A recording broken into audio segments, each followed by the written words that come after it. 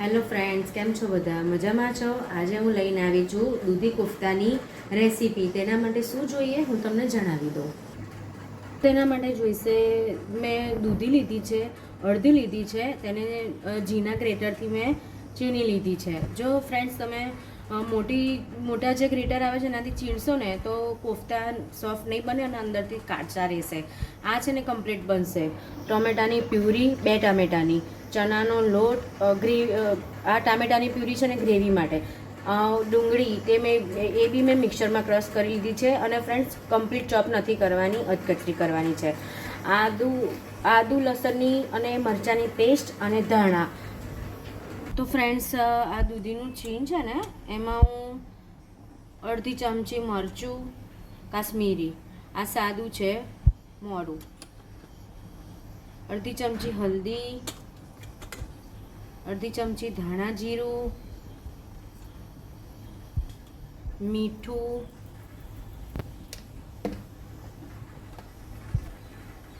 આદુ મરચાં લસણની પેસ્ટ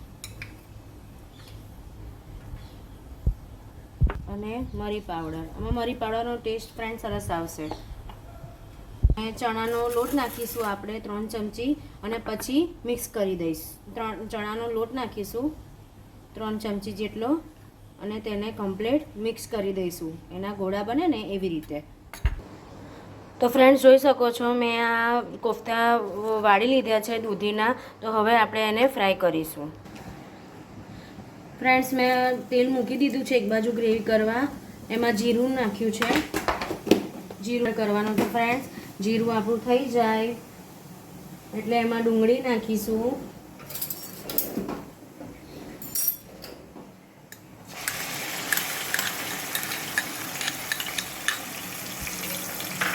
ડુંગળીને ફ્રેન્ડ્સ થવા દઈશું આપણે 5 મિનિટ સુધી. ફ્રેન્ડ્સ, એક બાજુ આપણા કોફતા મેં તળવા મૂકી દીધા છે. ફાસ્ટ ગેસ રાખીને પહેલાં કોફતા મૂકવાના, પછી આપણે ગેસ ધીમો કરી દઈશું ફ્રેન્ડ્સ. તો ફ્રેન્ડ્સ, જોઈ શકો છો આપણી ગ્રેવી થઈ ગઈ છે અને એક બાજુ આપણા કોફતા તરાય છે. ડુંગળી થઈ ગઈ છે. હવે આપણે એની અંદર ટામેટાની પ્યુરીને એડ કરીશું અને 5-10 મિનિટ સુધી હલાવીશું. ફ્રેન્ડ્સ, આ ટામેટાની પ્યુરીને આપણે ચડવા દઈશું અને ઉપર સુધી તમને થોડુંક તેલ દેખાય ને ફ્રેન્ડ્સ ત્યાં સુધી આપણે ચડાવવાનું છે. એટલે 5 થી 7 મિનિટ આપણે રાખીશું. ફ્રેન્ડ્સ, જોઈ શકો છો આપણું તેલ છૂટું પડવા માંડ્યું છે આજુબાજુથી. એમાં આપણે અંદર 1 ચમચી ચણાનો લોટ એડ કરીને શેકીશું 1 મિનિટ સુધી.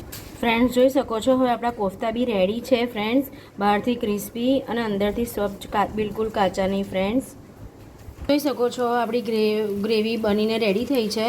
એની અંદર મેં છે ને જે દૂધીનું છીણેલું જે પાણી હતું ને, જે મેં છીણમાંથી નિતારીને પાણી કાઢ્યું હતું, એમાંથી મેં બધા મસાલા, મીઠું, મરચું, હળદર, ધાણા જીરું નાખી દીધું છે અને આપણે એ અંદર મિક્સ કરીને નાખીશું. તેને આપણે 2 મિનિટ સાંતળીશું. તો ફ્રેન્ડ્સ, જોઈ શકો છો તમે આપણું તેલ ઉપર આવી ગયું છે અને ડુંગળી અને ટામેટાં સંતળાઈ ગયા છે. ફ્રેન્ડ્સ, તેમાં આપણે 1 ચમચી ફ્રેશ મલાઈ નાખીશું. આનાથી બહુ જ રીચ ફ્લેવર આવશે ફ્રેન્ડ્સ. તેને આપણે 1 મિનિટ સુધી સાંતળીશું. ફ્રેન્ડ્સ, એની અંદર આદુ મરચાંની પેસ્ટ નાખીશું 1 ચમચી અને સહેજ સાંતળીશું. ફ્રેન્ડ્સ, જોઈ શકો છો તેની અંદર આપણે અડધો ગ્લાસ પાણી નાખીને 5 મિનિટ રહેવા દઈશું. ફ્રેન્ડ્સ, મને પાણી થોડુંક ઓછું લાગે છે એટલે હું બીજું થોડુંક નાખું છું, અડધો ગ્લાસ જેટલું. કુલ નાનો 1 ગ્લાસ જેટલું પાણી મેં નાખ્યું છે. ફ્રેન્ડ્સ, જોઈ શકો છો આપણો ઉભરો આવવા માંડ્યો છે. આપણે જે પાણી નાખ્યું હતું એમાં આપણે બધા કોફતા એડ કરી દઈશું. તેને આપણે 2 જ મિનિટ રહેવા દઈશું ફ્રેન્ડ્સ, વધારે નહીં રહેવા દઈએ. ફ્રેન્ડ્સ, આવી રીતે આપણે થવા દઈશું અને ફક્ત 2 જ મિનિટ રહેવા દઈશું. જો વધારે તમે રહેવા દેશો તો કોફતા બહુ જ સોફ્ટ બનશે અંદરથી, એટલા માટે વધારે ના રહેવા દેતા. ફ્રેન્ડ્સ, જોઈ શકો છો હવે આપણે થઈ ગયું છે એટલે આપણે ગેસ બંધ કરીશું. જો ફ્રેન્ડ્સ, આમાં છે ને ડુંગળી અને ટામેટાની જે ગ્રેવી છે ને એને પ્રોપર શેકાવા દેવાની, તો જ એનો ટેસ્ટ સારો લાગશે. ફ્રેન્ડ્સ, જોઈ શકો છો હવે આપણે કોફતાનું શાક બનાવ્યું હતું ને એ રેડી છે ફ્રેન્ડ્સ. એની જો આપણે ધાણાથી સર્વ કરીશું. જોઈ શકો છો ફ્રેન્ડ્સ, બિલકુલ રેસ્ટોરન્ટ જેવું સ્વાદ પણ એવો જ આવશે. જો તમે આ રીતથી બનાવશો તો પરફેક્ટ બનશે. ફ્રેન્ડ્સ, જો તમને ગમે મારી વિડીયો તો લાઈક, શેર અને સબસ્ક્રાઈબ જરૂરથી કરજો ફ્રેન્ડ્સ. Thank you.